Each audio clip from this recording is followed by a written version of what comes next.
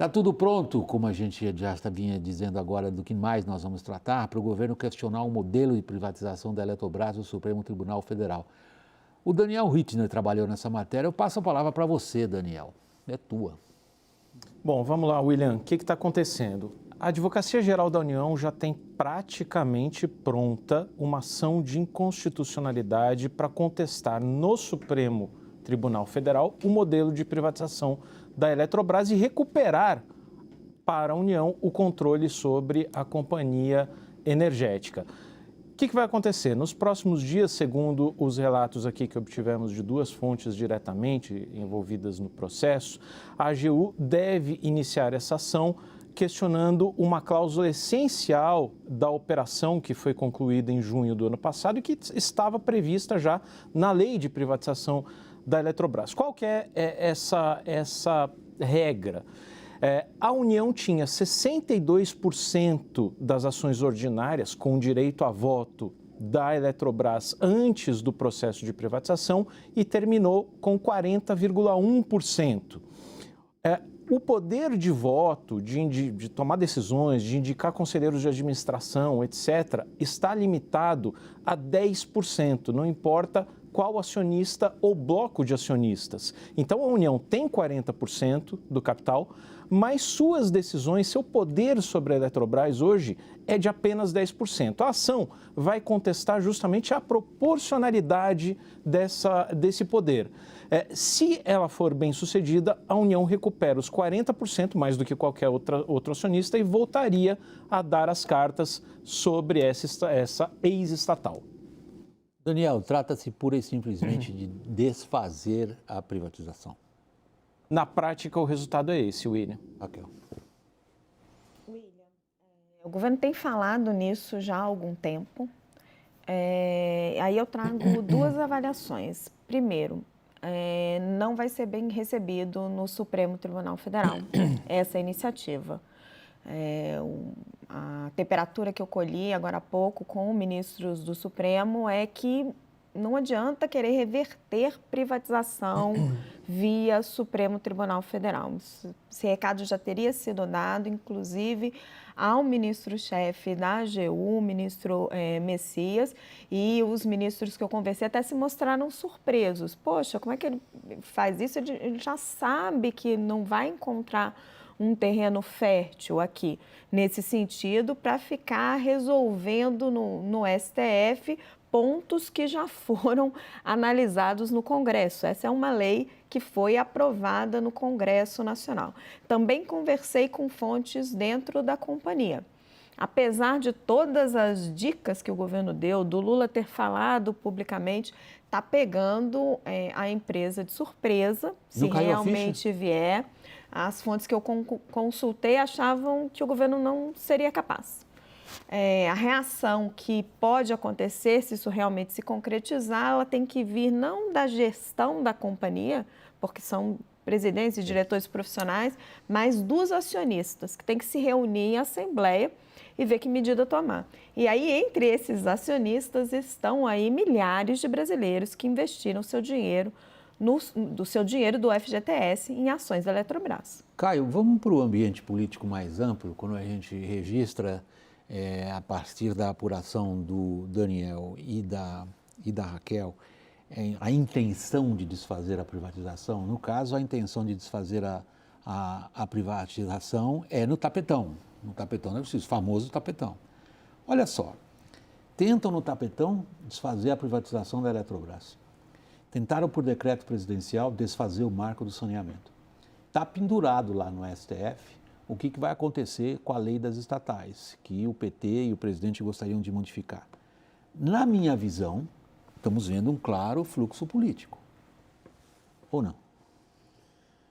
William, este governo, ele tem parte das suas prioridades e da sua agenda um olhar para o passado, sem fazer juízo de valor sobre o significado desse passado. Tem passado que é bom, tem passado que é ruim.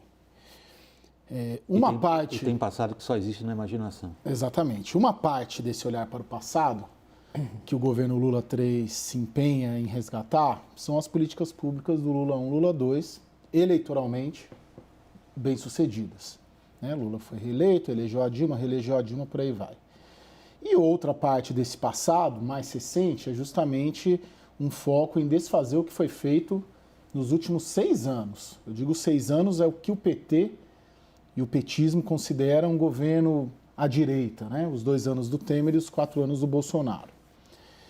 Essa agenda da Eletrobras, o Lula já tinha dado uma dica, isso vem ventilando e o Daniel acertadamente pegou a temperatura em cima do lance para dizer que está nos próximos dias. Qual que é o problema aí? E me preocupa enquanto analista, repórter. Todo problema em relação ao decreto de saneamento é justamente desfazer um passado recente e essa dificuldade toda está muito clara. Eu fui olhar aqui a votação da aprovação da medida provisória da Eletrobras, 2021 no Congresso, na Câmara 258 a 136. Ou seja, ampla maioria, mais de 100 votos de diferença, aprovou a privatização da Eletrobras. E no Senado foi um pouco mais apertado, 42 a 37. E esse assunto foi para o TCU ano passado, 7-1. Só tinha um ministro, que é o Vitalzinho, né, Vital do Rego, irmão do veneziano, vice-presidente do Senado, que se posicionou contra. Ou seja, toda a tramitação que o governo passado deu, legal e política, houve uma ampla maioria das instituições, vamos dizer assim, em favor desse movimento. Então, dentro desse conceito de resgatar e rever episódios recentes, principalmente de um governo que eles consideram de uma era à direita no Brasil, respaldada pelos procedimentos políticos das instituições políticas diretamente responsáveis, tem um cheiro aí de muita dificuldade daqui para frente. Vai, Raquel, vai.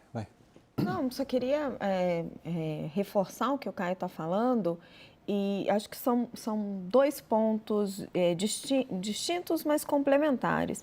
Primeiro, o governo fica querendo refazer as coisas por decreto, via STF, ignorando o Congresso Nacional. Essas decisões foram tomadas pelo Congresso Nacional e elas são legítimas. E se o governo não tem maioria no Congresso Nacional e não tem, a aprovação do decreto legislativo que derruba o decreto do governo no marco do saneamento é uma prova cabal disso. O governo não tem maioria para derrubar a autonomia do Banco Central, para derrubar a regra do marco do saneamento, para derrubar a privatização da Eletrobras, para derrubar esses que foram avanços institucionais do país. Não tem maioria nem para derrubar a lei das estatais, William. Passou na Câmara, brecou no Senado. E apesar das insistências do presidente Lula, o presidente Pacheco não pauta. Seja porque, enfim, quer evitar o ônus político, seja porque, nossa, se a gente pautar só o PT que vai se aproveitar desses cargos, porque, enfim, está com uma fome muito grande de cargos. O governo não tem essa maioria no Congresso e aí quer fazer tudo como você mencionou no tapetão. Não vai funcionar. O Daniel está me pedindo a palavra, Daniel. William, veja, tem uma coisa importantíssima, no meu juízo, que é o seguinte, o risco imenso de tiros saírem pela culatra. Talvez um exemplo vivo disso seja o que aconteceu com a abordagem tomada pelo governo na discussão sobre juros com o Banco Central.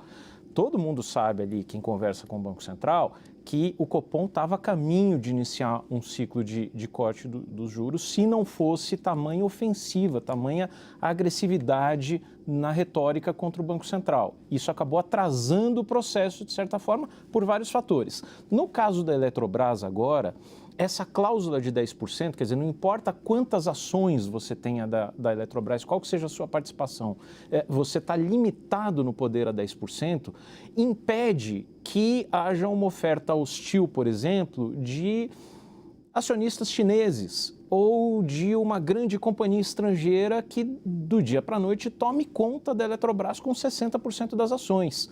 Então, isso permite, esse modelo de corporation impede que um grande investidor estrangeiro, ou mesmo nacional, de repente assuma o controle da Eletrobras e pulveriza o capital.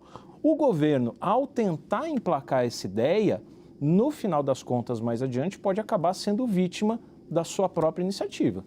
Eu queria fazer uma outra pontuação sobre esse modelo de corporation, porque o argumento do governo é o seguinte, nós temos 41% da empresa não podemos ter mais que 50%, mas só mandamos, só votamos, só temos no Conselho o equivalente a 10%. Nossa, que injustiça! Mas esse é o coração do modelo de corporation e ele está previsto na lei das SAs, na lei das sociedades anônimas, porque é assim que você dilui o controle de uma companhia. Se você permitir que um acionista que tem 40% da empresa, ele tenha o mesmo poder de voto, ele rapidamente vai se unir com algum grupo ali que tem mais 20%, 10%, 10% mais um, formar um blocozinho de controle e vai ter o mando da empresa. Quantas vezes a gente já não viu acontecer isso? O governo federal junto com o BNDES, o governo federal junto com algum fundo de pensão.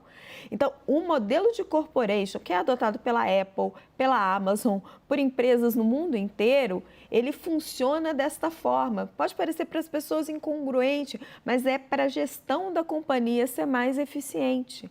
Raquel, Daniel, Caio, vocês sugerem uma coisa um pouco mais ampla que me ocorre agora. Vejam só, quando a gente trata de uma tentativa como essa, de derrubar no tapetão uma privatização, de tratar por decreto uma questão, como você assinalou com muita ênfase, que o Congresso, com enorme legitimidade, aprovou com confortável maioria, a gente constata o seguinte: essa genialidade, ela significa ignorar a relação de forças políticas atuais e significa ignorar aspectos técnicos jurídicos, esses que o Daniel e a Raquel passaram agora os últimos 3, 4 minutos trazendo para o público. Cara, desculpa a gíria, onde eles estão com a cabeça? Lilian, eu penso assim... Estão com a cabeça, porque é ignorar o básico, ignorar a relação de forças, Congresso, manda pra caramba, e ignorar os aspectos técnicos que são evidentes, e aí querem ir ao Supremo resolver o problema deles. Sim, William, eu penso assim, eu não tiro também, por outro lado, o direito do governo fazer isso.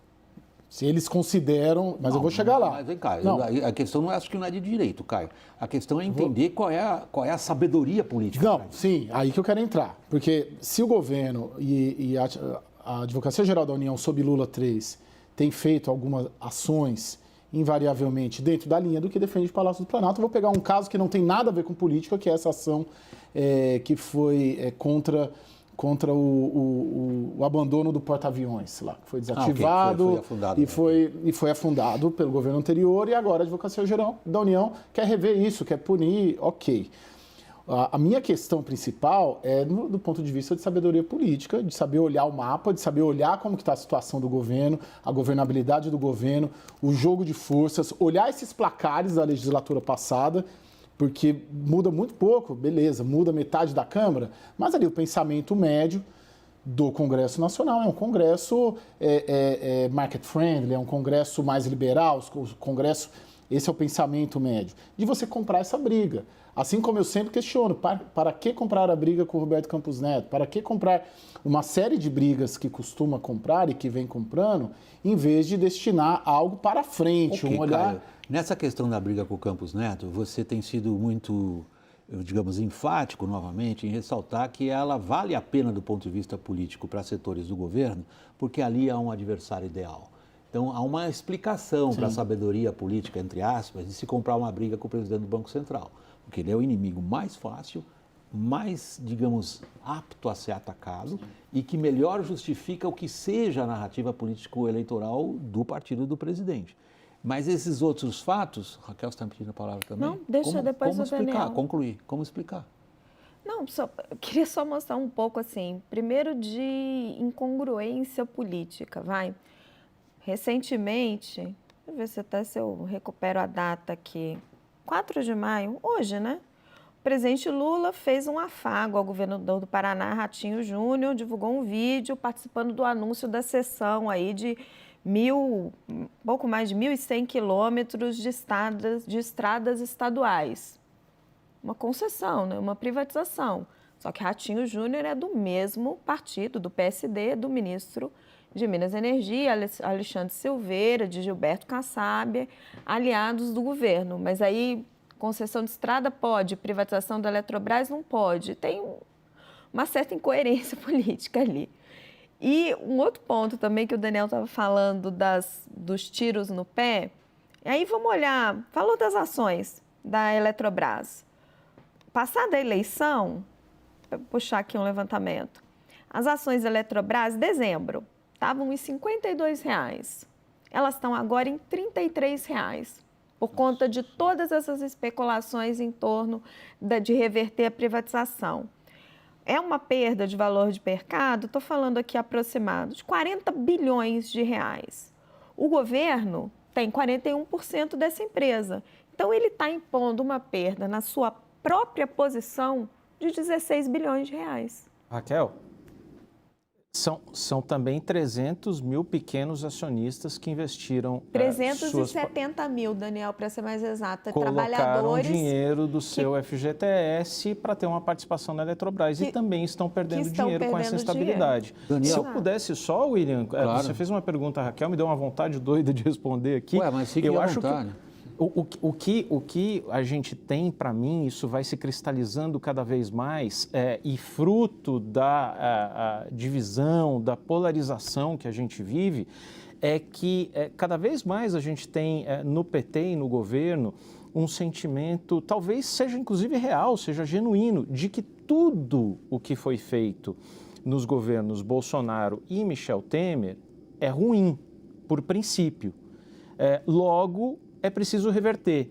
E isso vale do saque aniversário do FGTS, já que a gente estava falando do fundo, a reforma trabalhista, a privatização da Eletrobras, ao marco do saneamento, ao projeto de privatização do Porto de Santos. Então, se tudo que foi feito por um governo anterior é ruim e agora a minha solução é boa, logo se a gente tiver uma mudança de governo no próximo mandato, no próximo ciclo, também a gente viverá de desfazimentos do que foi agora nessa gestão. Então, esses cavalos de pau constantes dão uma insegurança tamanha para o investidor que me parece que no final saímos todos perdendo. E qual a grande agenda nova, moderna? Né?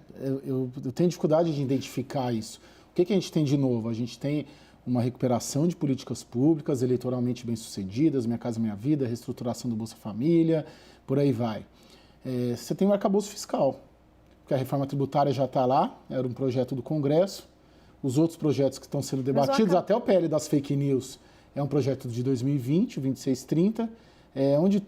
Onde estão a economia verde, bioeconomia, tudo aquilo que se vendeu e que se falou bastante durante a campanha, né? E concordo com você, Caio, e nem o arcabouço fiscal a gente pode chamar de uma agenda nova.